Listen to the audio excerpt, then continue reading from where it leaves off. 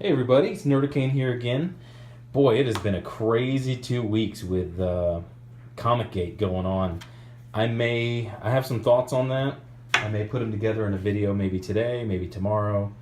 But I kind of want to write. I do a lot of these unscripted, so on that one I want to be clear, and I want to be to the point on that. So I may do a script on that, and it's going to take me a little longer. But today, I went over somewhere to a comic shop and picked up the Mighty Thor number 15 because I saw it was the first part of a story arc, and I decided to pick it up. I'm not sure if I've stated my thoughts on Lady Thor. While it is interesting that she is worthy and has the hammer, I just don't. I'm not a big fan of the mantle of Thor being placed on her. If you ask me, this is Thor. Odin's son is Thor. Her holding the hammer doesn't make her Thor. If any, I think she should be something else. But I digress on that. I'm gonna stick to the point here. Credit where credit's due. Jason Aaron. I've liked his work before. Russell Dauterman, he's doing the pencils, and once again they have a different artist for the cover as they do the interior of the book. Marvel does that a lot, and I don't think I like it. I think if you're the penciler for the book, I think you should do the whole book. I mean, yes, I know they want to maybe get one of their lesser used pencilers some work and try them out, get them some reps, but I don't know. I'm old school. I think if you do the book, you should want to do the cover. Start off with Heimdall, and he watches over everything.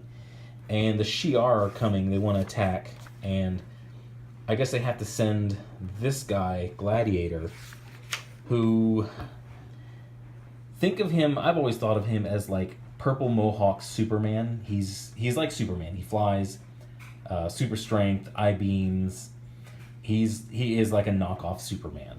So he has a big fight with Heimdall. Heimdall's pretty damn good as a warrior, so he's holding his own for a while. Cut to the interior of Asgard, and Jane Foster has cancer. That's been the recent development of Jane Foster. And it makes it interesting.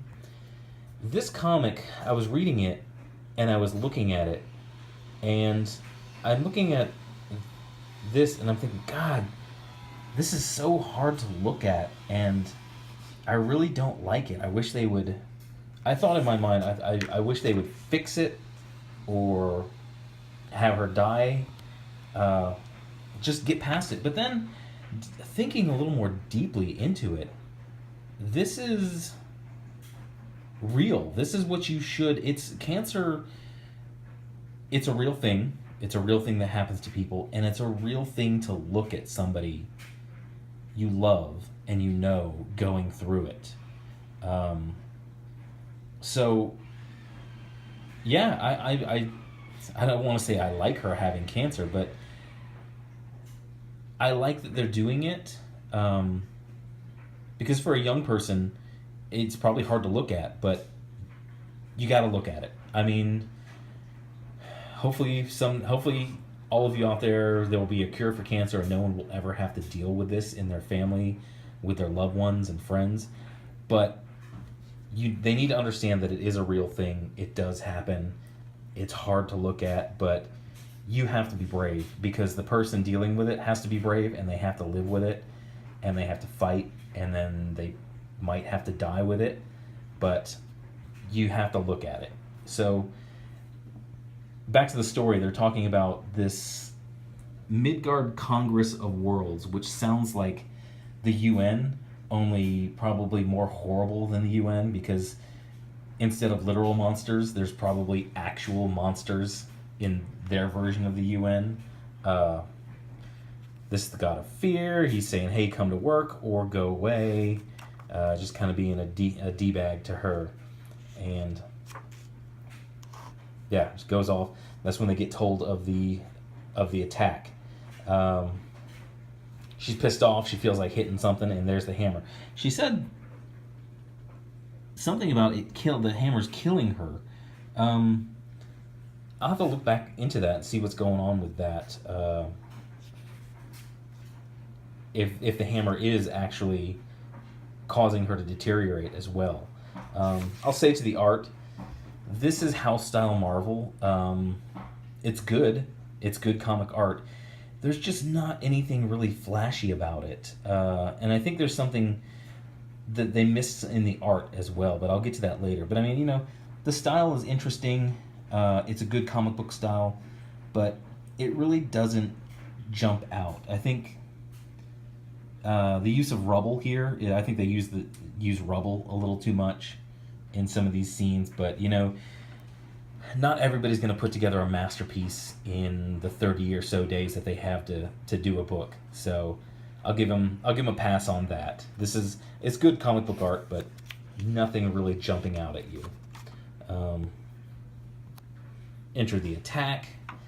Anytime I see these Shi'ar, like this guy, he looks like something out of DBZ, and I don't know, he just looks like a DBZ character. It looks like he should show up, have some weird name, and then Vegeta beat him up or something, or that he beats Vegeta up, and then Vegeta gets more powerful and beats them up. Enter the Shi'ar. I've always liked the Shi'ar, even especially back in the 90s when the X-Men had their dealings with them. Deathbird, I like her. She seems to be just a lieutenant in this attack. Normally she's one of the big generals, and she's kind of a badass. Speaking of badass female characters in the Marvel universe, always liked her. Enter Thor.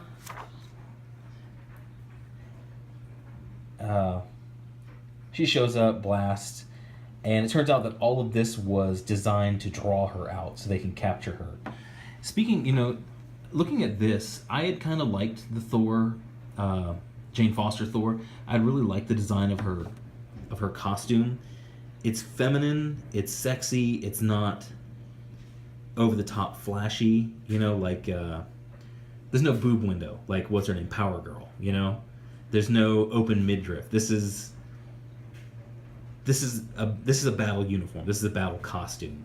I hesitate to say the word costume, but this is what somebody would wear into battle. I mean, maybe have something a little more on the arms, but the helmet, and yes, there's expedience. You have to draw quickly, but if you're like a warrior god, you think they would have a little more ornate of a helmet. The design I like, the half face guard. I really like that design, but just the W, and I don't know if that stands for woman, but just the simple gold W on it, it feels like there would be more to it in real life, especially on the side wings. But all in all, I like the character. I like the character design.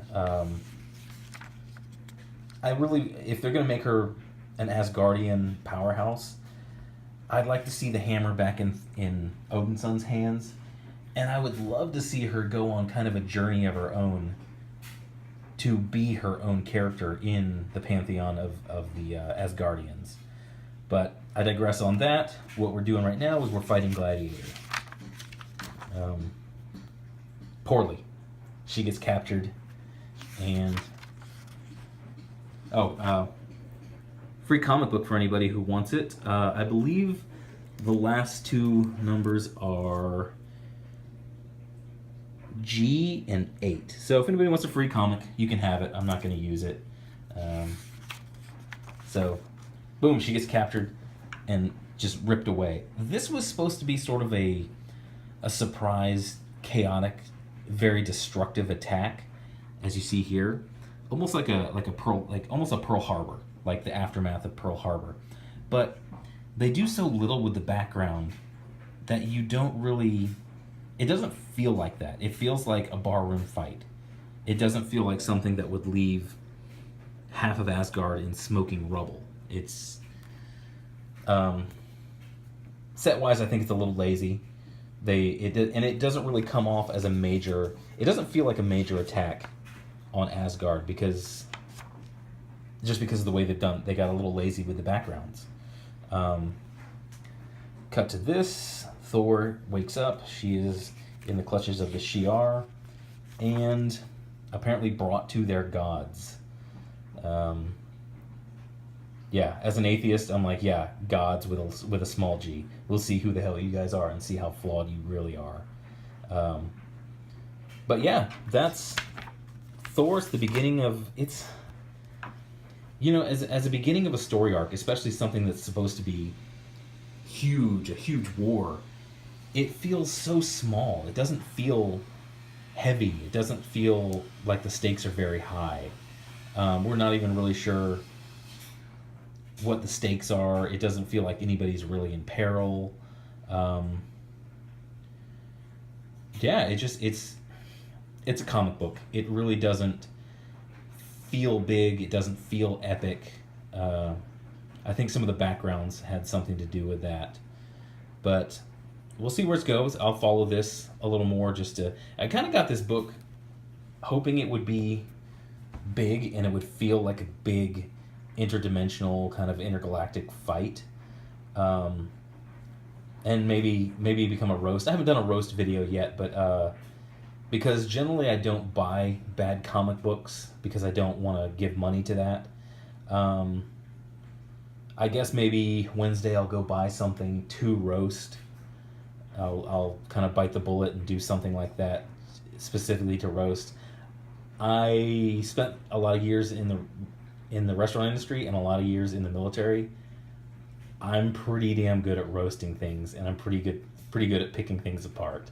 So yeah, that'll be fun when I decide to pick one and do a roast. If you guys have any suggestions, leave them in the comments of something that I should roast. But Mighty Thor number 15, read it, check it out. I'm not going to say buy because it misses the mark for what it's supposed to do. It's supposed to kick off this big war, and it really just feels like a tiny little skirmish. It doesn't feel like a big initial attack, a big initial battle of destruction of Asgard. Yeah, it just feels like a kidnapping. So yeah, that's where we are. Don't buy it. I'm going to read some more of this and see what I think. Maybe I'll recommend later, but it's got some improving to do. But that's it. Thanks for watching. Hit that like, hit that subscribe. I should have a couple videos up today because I have a couple of them done. Thanks for watching, and have a good day. Bye.